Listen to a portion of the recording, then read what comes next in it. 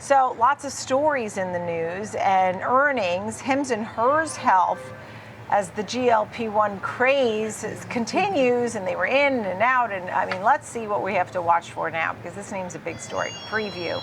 Caroline Woods is with us right now. So what are folks expecting on this name? Hey there, Nicole. Yes, HIMS and HERS reports after the bell today. It's a telehealth company.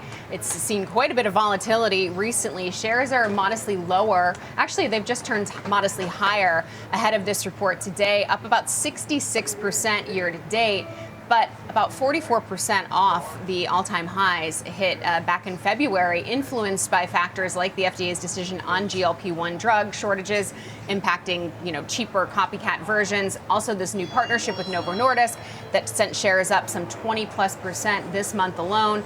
In terms of the actual numbers that we're watching, adjusted EPS of 12 cents per share is the estimate on revenue of $538.1 million. That would be up more than 90% from the year ago period. We'll be looking for things like updates to subscriber growth and also any updates on that Novo Nordisk partnership. HIMS and HERS is going to offer their popular weight loss drug Wegovy through their platform. It will also be available on some competitor platforms like Ro and LifeMD. So we'll see if they discuss any potential financial impact from that and also how it impacts guidance. They also just announced a leadership change, an update to a leadership change. They tapped an Amazon exec as their new COO. That executive has ties to Amazon Pharmacy and acquisition of PillPack. So, could be why we're seeing shares kind of bounce around today. In terms of the actual outlook, analysts looking for current quarter EPS of 15 cents per share on revenue of $562.2 million. That would be up 78% from the year ago period.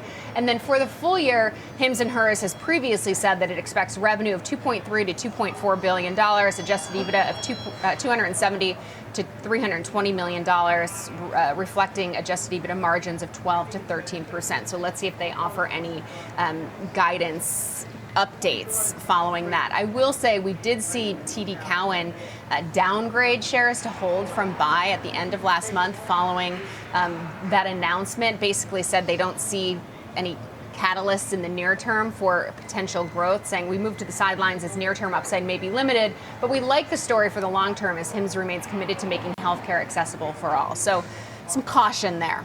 Yeah, I mean, there was so much excitement because when you couldn't get all those drugs because there was a shortage, HIMS and HERS had the composite and it worked well for them. And then the lawmakers basically said you can't do that anymore. There's plenty of available. But now they have the opportunity to sell this Wegovy with Novo Nordisk. Sounds good, but at a reduced price. You almost wonder how they're going to be able to do that. That's good news, I think, right? Well, it's a reduced list price. So it's actually still more expensive than if you bought it on the Novo Nordisk NovoCare website, but it's substantially lower than the $1,300 a month list price. So I believe for HIMS and HERS, it's $599 a month, and it's more expensive than some of the other platforms because you get access to 24/7 clinician support and things like that. So there are some other benefits there. So I think that, it is making Wegovy more accessible because they can no longer do those compounded kind of copycat versions for cheaper now that there's no longer this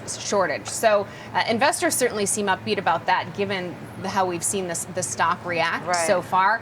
I will say I mentioned that TD Cowen downgrade. If you take a look at the analysts overall, though, about 60% of analysts rate HIMS and HERS as a hold heading into this report. And the median price target is $38 a share, which is actually below where it's currently trading around $40, $50 right now. So just important to keep in mind, just to kind of get the analysts, they're not always right. We know that. But there is definitely more of a sense of caution, I think, likely given the fact that shares are up 228% over the past 1 year. And I understand, I mean, the analyst saying a hold because that move on the Novo deal, the partnership, the stock moved over 40%. In a very short time. I mean, 1 month, it's up 45%. So maybe they really want to see and wait and see what happens next. Caroline Woods with all the details there on HIMS and HERS. Thank you so much. Coming up right now, Joel Hawthorne, head of equity research, Retail Trader magazine, and you are taking a look at HIMS and HERS. HIMS is the ticker symbol, which is pretty much flat today after what I noted was this 45% move in just 1 month. How would you go about an example trade here? Good morning. Thanks for having me, Nicole. This is one that you and Caroline spoke, perfectly about. I think that, it's just been information driven. It's very sensitive to all the news and all the information that's been coming out here over the past month or so. And that's been for the share price trading around $40.50 or so has really been a big mover.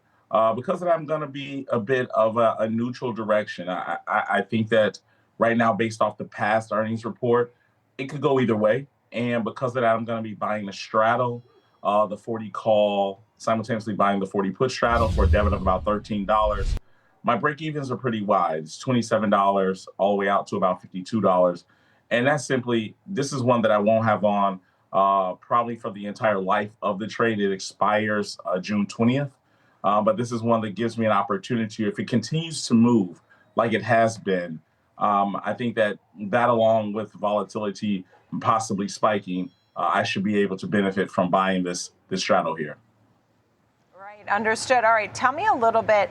So thank you for that, and we'll watch for more details on that. How about your big picture on the markets? I'm so glad you asked me that. I think a week ago, I mentioned that the market could be 200 points up or down in either direction.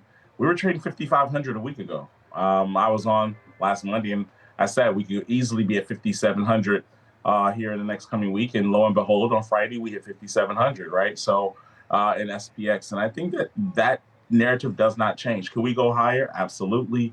But I would not be surprised with 9 consecutive up days if we consolidate here before pulling back a little bit. I also think that I think the market is kind of pricing in that maybe the Fed may not cut on Wednesday, and that'll kind of be counterintuitive to what the conversation has been with the current administration. So it'll be interesting to see how the market responds to that. But I think right now we're just in a wide trading range right now, and I think the overall market is pricing in this range. It's just getting used to it. Right, understood. I mean, the Fed and the earnings, are both of those very important to you? Anything specific you're watching for this week? I think earnings are definitely going to be very important because that could be a catalyst of some of these names that are trying to just reinforce confidence to investors to say, hey, regardless of some of the news and some of the headlines that are coming out, I think that is going to add a positive for those names that can do well. So that's going to be very important for earnings. And I think over the Fed, I think this is just going to be an ongoing narrative here throughout the year. Is going to continue to push and pull with what the administration wants as opposed to what the Fed sees, and trying to kind of blend the two. All right, and good call. You were optimistic last Monday. That served you well, I'm sure. And if people are listening and paying attention, it served them well. Thank you, Joel Hawthorne, Retail Thank Trader you. Magazine.